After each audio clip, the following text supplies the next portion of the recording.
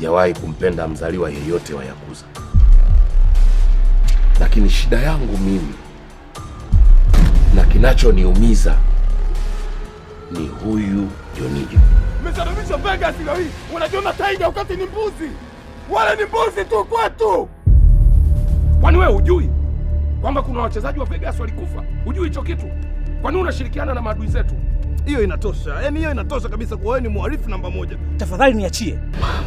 Nyumba inapaswa uikabidhi pia. Shepu ndo kama mimi shangazi yako nimekurisisha. Unamfuga Mario ndani ya nyumba yako? Kwanza wewe sio type ya mwanangu. Na naifikiri ni njaa tu zinakufanya ugandegande mwanangu. Umewezaje kumpiga mfanyakazi wangu ndani ya ofisi yangu mbele ya wafanyakazi? Okay.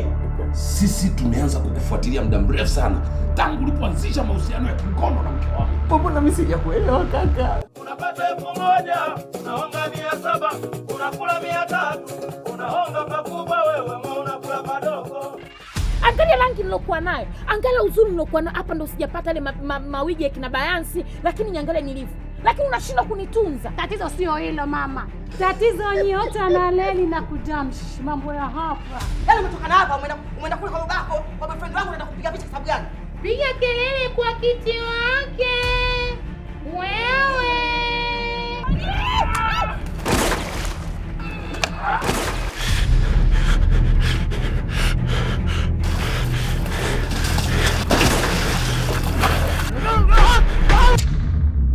Tumekuja na panguso baba, tumekuja na panguso.